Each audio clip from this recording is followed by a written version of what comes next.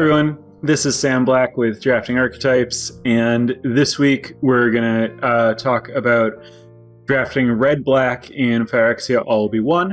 As always, the notes are available at patreon.com/draftingarchetypes, so you can follow along there. And diving right into it, red-black is the second least drafted color combination, comparable to blue-green. The least drafted, they're drafted at very similar rates. In terms of win rate, it's appreciably ahead of all of the Sultai combinations and blue-red, which are significantly behind the pack, but it's behind all the other archetypes. So that actually balances out to winning a below average amount, but it's not horrible. The weirdest thing to me, among a number of really weird things about the stats in red-black, is that Chimney Rabble is the top performing common or uncommon in black-red, but it's taken like 7th pick on average. And 7th pick on average among 17 lands users who are more likely to know that Chimney Rabble has very good stats. Chimney Rabble is a really good card in red-black, not like in terms of its overall strength, but in terms of its synergy. Like, it's a relatively good card in red-black compared to how it would be in other archetypes, I guess, because you do appreciate the 1/1. So I expect that in general, you should expect to take the Chimney Rabbles that you see and to generally have multiple of them and to kind of draft expecting that Chimney Rabble is going to be a part of your deck. There are a lot of things about the 17 lands data that don't make a ton of sense to me. Like, basically, it makes sense to me that the most generically good cards have the best stats and the narrower, more synergy-focused red-black cards have worse stats. But I guess, like, there's a package of cards that I've kind of liked in red-black, like the Skull Bombs and Necrosquito and Exuberant Fuseling and Churning Reservoir, basically like the red-black oil and stuff dying package. All of those cards have horrendous stats on 17 lands. I think that I still kind of believe that they're decent if you get it all together and kind of lean into it, but it's certainly dangerous to be like, hey, you should like lean into all these cards that are really bad. I don't know. I still kind of believe that there's something there, but I can't say that I've been so successful with it that I can say, hey, you should prioritize this over the good stuff. But there's like some weird stuff going on with the stats overall. Like, for example, Hexgold Halberd is somehow 3% behind Barbed Batterfist in red-black, which I just can't imagine those cards are that different in red-black. Like, I could believe maybe for some reason Barbed Batterfist is actually better than Hexgold Halberd in red-black, but not 3% better. And Hexgold Halberd is taken earlier. You're spending a more expensive pick on it. But again, 3% is just a huge difference for two cards that are extremely similar. So, I don't know. I'm certainly inclined to grain of salt all of the specific 17 land stats. So stepping back from that and looking kind of a little more big picture, I think that red-black in this format is really about playing a small game and trading off a lot. You know, you have a lot of like really small ball 2-for-1s and good removal and cards that explicitly benefit from stuff trading or going to the graveyard. I think that, you know, that's what you should expect. You should expect that you are trying to exchange objects with your opponent, ideally in an object positive way for you. So trade your Batterfist for their 2-drop, and then you still have the equipment in play. Trade your Rabble for their 4-drop or their 3-drop, and then you still have the Goblin. Trade your Hive Master for their anything, and then you still have the Might. And then you can sacrifice those random extra objects to Annihilating Glare, or you can just like find some way to trade something else, or just clear blockers and attack with them, or whatever. But it's a lot easier to get value out of these extra 1/1s and stuff that you're making over the course of the game if you have removal to kind of keep their board clear. So in these kind of small games, small grindy games, Testament Bearer and Axiom Engraver are, I think, some key commons. They're both very good at kind of grinding out edges in small games. Testament Bearer trades with something and, you know, gives you a whole card to replace it, and Axiom Engraver kind of helps make sure that you don't flood and can find your synergies and, you know, discard.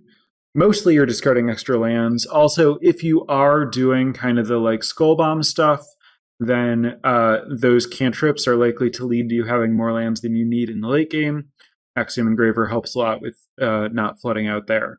I think, that's just big picture. You're really just like, I want to trade off card for card, wherever I can, and then kind of grind the game out with Testament Bearer and Axiom Engraver and card advantage from like your Char Forger, that's the red-black uncommon, and whatever other sources of card advantage you can get. And, sometimes, for example, that's Churning Reservoir with ways to, like, make goblins over and over or whatever.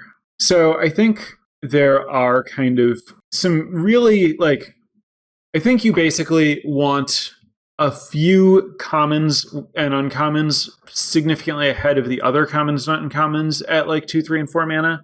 Like, I think that you're really looking for Barb, Batterfist, and Axiom Engraver at 2, like as many of those as you can get. You really want to have a lot of 2s, and those are so much better than your other options. Then at 3, I think, ideally, Char Forger and Ambulatory Edifice at uncommons.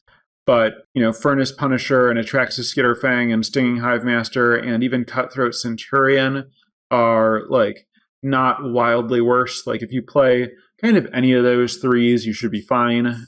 And then at 4, I think you want Rabbles and Testament Bearers. And I think that both Rabble and Testament Bearer go late enough that you shouldn't have to play really any other 4s, although I do also like Necrosquito, especially if you're leaning into the like oil and sacrifice side of things. Though if you aren't kind of doing that and kind of playing some of those low stat cards, then you might want to avoid Necrosquito. It has lower stats than most of the cards that 17 lands. Like, it doesn't have great stats, and it certainly isn't as reliable of a standalone card as Chimney Rabble and Testament Bearer in that, it dies to a Hexgold Slash or a Volt Charge or whatever. And for 4 mana, that can be trading down significantly. But if you're playing, like Furnace Skull Bombs and stuff, it can very easily take over a game. Like, it's not hard to have a giant flyer in red-black with Necrosquito. I think you basically shouldn't look to, like, you shouldn't worry about any other 4-drops outside of rare. Those will basically cover you. You can play a lot of them. It's not bad. Similarly, I think that, for 5-drops, Furnace Strider is really the gold standard, but it's fine to play like Warden or Skywarden or whatever, the 5 mana 5/5 uncommon. And if you want a little bit more at the top, I'm not the biggest fan, but Cruel Grimnarch has reasonable stats. Again, it's the kind of card that can be pretty impactful in a small game. If you're like looking for a little bit more top end, you can get it basically for free in the draft. So it can be reasonable to think about it as a card that you can potentially include in your deck and not be embarrassed.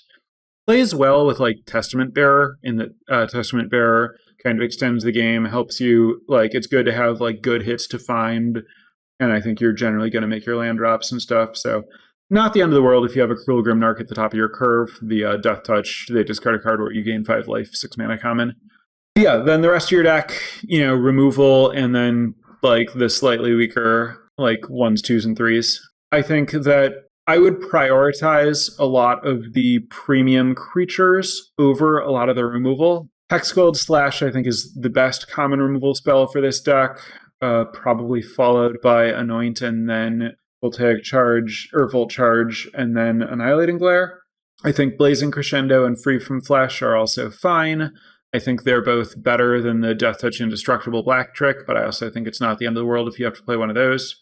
I think that, in general, like, across the format, I do not like Annihilating Glare, but I think that red-black does like Annihilating Glare. I think it's pretty easy to have an object that you can spare, and it's nice to have a thing that can kill some of the bigger creatures. There are also additional good removal spells at uncommon. I think Rebel Salvo is better than all the common removal, and Drown and Ichor is also quite good. Maybe better than all the common removal, comparable to like Hexgold Slash maybe, but I think I would probably prefer Drown. So yeah, you should, in general, not expect that Anoint is going to ever kill big stuff. Like, it's basically just Exile Smother, which is fine. But I do think that it is possible to have kind of a more black heavy version of this deck that does look to corrupt your opponent with a combination of Pestilent Siphoners, the Rat, Stinging Hive Master. If you end up with a bunch of that stuff, you can play the Head Cleaver or whatever, the 2/4 Menace, Toxic 2. I don't know why you would try to do that unless like black was very open and you end up basically being like black toxic supplementing with red removal, or you just are red black and get a lot of annoyance. But for the most part, I'm not looking to prioritize toxic creatures, and Anoint is really the only corrupted card I'd be trying to play.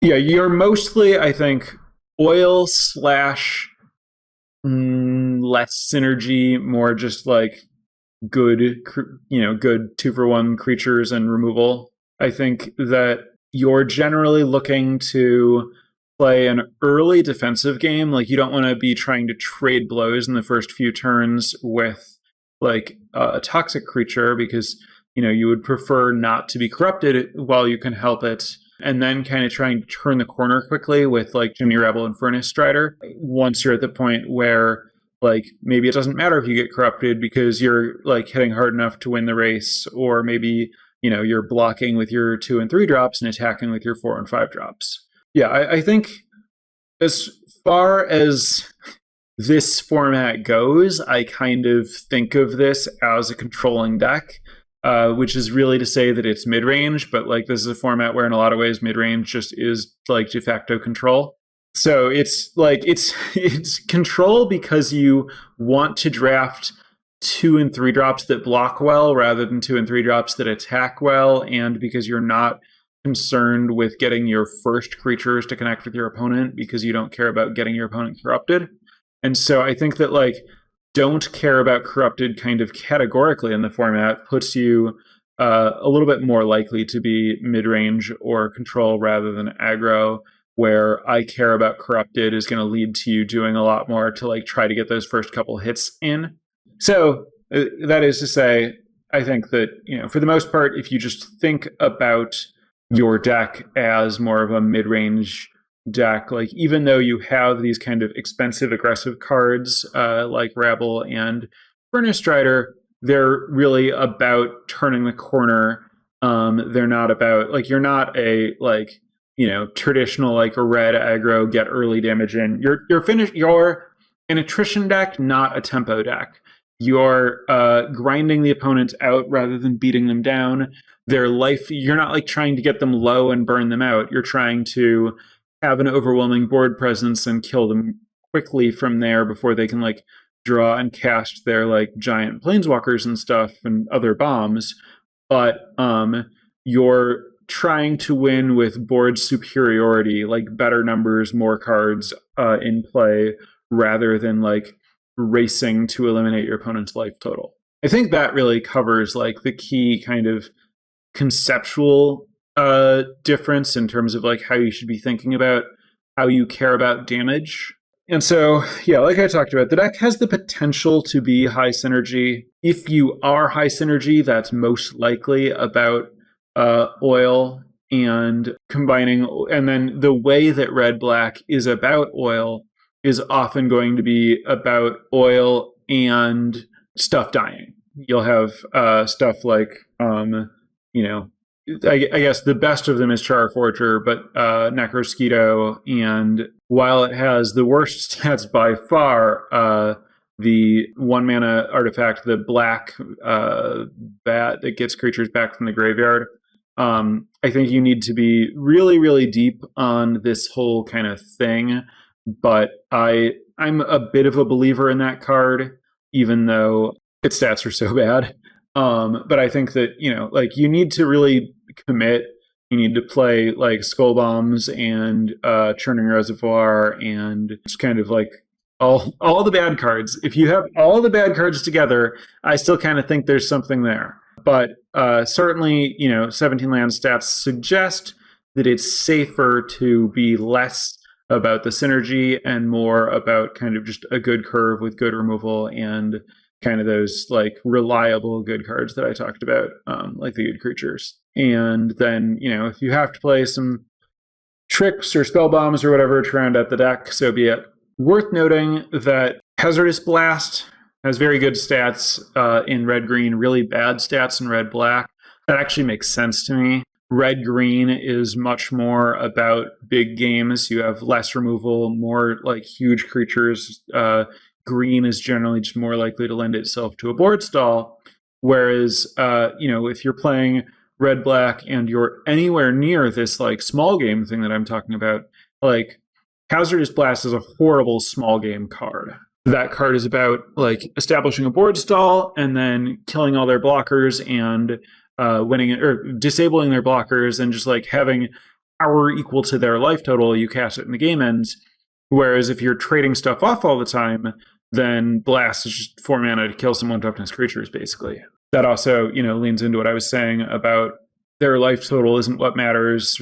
Like, it's not about the reach and stuff. It's really like, it's about control, and that it's about having a better board than your opponent. And so it's like this weird, like, control in a way where, like, Furnace Charger is a control card in that it's giving, like, it's so big, it has so many stats that it can, or Furnace Strider rather. Furnace Strider is like a control card in that the way that you're trying to control is by just having more numbers than your opponent, and Strider has a lot of numbers for its mana.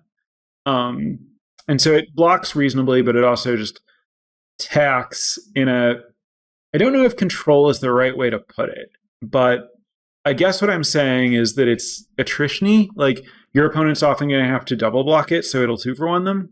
And it's good at kind of like being the last thing standing to like win small game attrition battles. I guess that's a better way of thinking about it. It's a good, like, high impact last card standing. So yeah, a little scattered, and I kind of wish I had a little bit more experience with the high synergy stuff, because while I sort of believe in it, it's hard to like really go to bat for it when I can't say that I've had great success with it and other people in aggregate haven't either. I definitely think the safest way to draft red-black is to just, red's a great color, black has decent like removal support, try to play all the good red cards and just round it out with some like good black removal, and you're going to have certainly just like a safe deck for this format. Like I said, I kind of think there's something there if it all comes together with the bad cards, but I think that it's, you certainly shouldn't prioritize the bad cards, the synergy cards, over the generically good cards. But if all that stuff comes around late, I think there's something to the package is all. I think that basically covers what I think is going on with this deck. Like, level 1, which is where you want to be, is just the good red creatures and then all of the good removal and red and black. And then kind of like level 2 is like get the funky oil death synergy stuff. But it's this weird spot where like you're kind of hoping that all your bad cards come together into something reasonable. But the something reasonable, I don't think it's better than just like having all the good cards when the colors are open. And if the colors aren't open, like red-black isn't really like good enough that you should be drafting it if they aren't. So it's a weird spot. It's hard to find the moments when you're even supposed to try to do the thing, I guess is what I'm saying. So let's turn it over to chat for questions and thank my newest patrons. So thanks to Michael, Justin, and Johnny. Appreciate the support. And chat, what do you have for me? How do you choose to be in this archetype? I have avoided it completely for about 50 drafts. Like, what pulls you in? So, I mean, I think the answer is most people don't get into it most of the time. Like, it is one of the 2 least played decks, and it's not successful enough that you should try to be there. I would say that, usually it's going to be, well, at least for me, and I think for most people who are drafting on Arena, you're a lot more likely to start red than start black. And so then, you probably have some red decks that you prefer to be in. They're probably red-green followed by red-white. Maybe they're red-white followed by red-green. If those aren't open, you'll probably be drafting them anyway. If those are really, really not open, then it's better to find black as your second color than it is to find blue as your second color, theoretically, according to the stats on 7 lands. some counter arguments can exist about that. But let's say that you are in kind of, you're pretty settled in red, and then you're probably going to be green or white, and I'm probably not going to try to talk you out of doing that. But if those aren't open and black is, and you see some kind of reasonable black signal, like you see, an anoint, say, 4th pick, that's a pretty strong signal that people passing to you aren't in black. Then maybe you take the anoint, and then, you're looking for like Testament Bearers, Charforgers, Annihilating Glares, kind of in the back of the pack. Then you've kind of found a lane. So I think it's mostly just the common, it's mostly like the common removal in black is available before you've found a different second color after starting red is, I think, the most likely way that you end up in red-black, really. Obviously, the red-black rare, the 4-mana 4/4, is not going to put you in red-black. And while Charforger is a strong card, I don't think that it's like something that you should, first or second pick and then force red-black, though. I think it's not unreasonable to take it early. So I don't know. I think you are red, and then black is very open is the most likely way to end up in red-black. And I think that if you're not finding yourself in red-black, that's not necessarily a you problem. Is the red-black win rate artificially depressed by the lack of ranked pods and pod drafts in general? Would your advice about how to draft it change if you were drafting in a pod? I think that the win rate of everything except red-green is somewhat depressed on Arena by the lack of ranked pods and pod draft. There was a Twitter thread recently that claimed that the data reasonably strongly suggests that more casual players, as the euphemism we'll go with right now, are more likely to force poison, which is why black and white and kind of the bad green cards end up not being available. And people taking all of these toxic cards that aren't even that good out of the packs early in the draft makes it really hard to not want to be in red-green, which has kind of the strongest cards anyway, and then don't lose synergies to the people who are prioritizing the poison cards. As it happens, red-black is also a beneficiary of this, in that red-black is not looking for the toxic stuff, and so it's good that there are players in your pod who are overvaluing toxic cards. But that doesn't make it better to draft than red-green on Arena.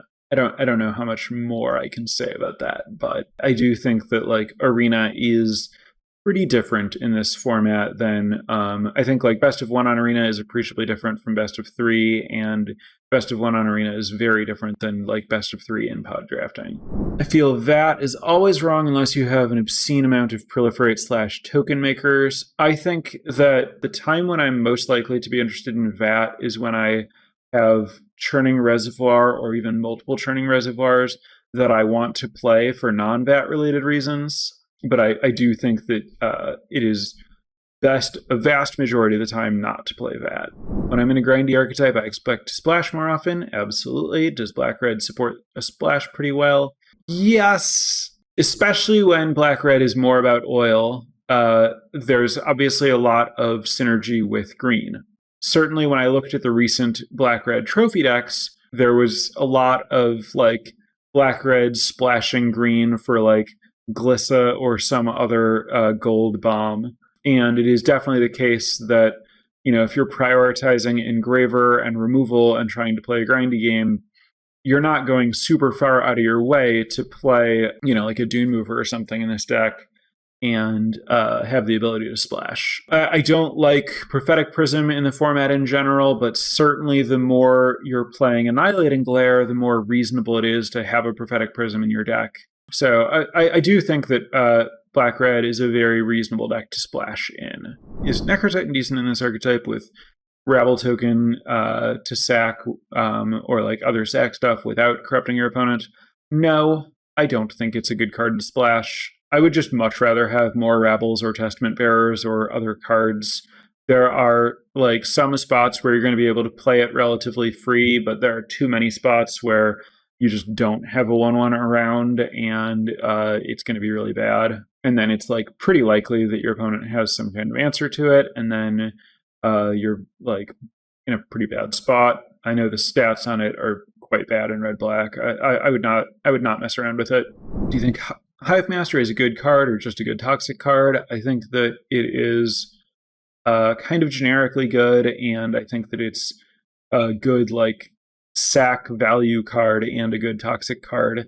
This archetype is interested in it more as, you know, that like 2-for-1 type space than for its toxic, but I think that it's a totally solid red-black card. Thoughts on Infectious Inquiry? Is the 2 life pain too harsh? I think that Infectious Inquiry is not very good here. I think that 3 mana draw 2, like Divination is just not a great baseline in this format. The format's just a bit too aggressive for it, and there are other ways to get card advantage. I think that you need to really value the 1 poison, which this deck doesn't at all, and you need to not mind the 2 pain, which arguably this deck doesn't, but certainly the 2 pain doesn't help you, you know, get away with casting Divination. So I would generally pass on Infectious Inquiry in this deck. I think starting red and hitting a mono black bomb is the most likely way to end up in red black. Yeah, that's also true. If you just are kind of red X in pack 1 and then you open, you know, Shieldred or Vraska or the 6/6 Flyer or any of that kind of card, then it's very easy to just be in red black. How many Charforgers is too many? They're actually really good in multiples. So I don't know, like 9 or something. You can play a lot of Charforgers and be happy about it. How many sack outlets do you want if you're playing Awaken? I haven't played Awaken, but I would if I had enough sack outlets. However, like the only sack outlet you're gonna have, I guess you could have the red-black 4/4 rare, and you can have Cutthroat Centurion, and you can have Annihilating Glare. Centurion contributes a lot more to wanting to play it than Glare does, because Glare costs an extra mana. And, like, you have to, you know, Centurion just kind of hangs out in play and then works whenever, whereas Glare you have to, like, still be holding when you set up the spot where you want to, like, do the steal their thing, the Awaken. So I would say the minimum is probably around 2 Centurions and a Glare to like start thinking about it. So I would say like 2 reliable permanents and 1 spell, or like 1 reliable permanent and 3 spells. Somewhere around there. What do you do if you don't find enough removal in draft? Do you try to pivot from the red-black space? I think it would be weird for red-black to be the colors that are open and for you to not find removal. But I guess you just like lean into being aggressive and play some tricks. Like if red-black is open and you're not finding removal, then your creatures must be pretty good. So you have like a bunch of Batterfists and Engravers, and then like the good 4s and 5s.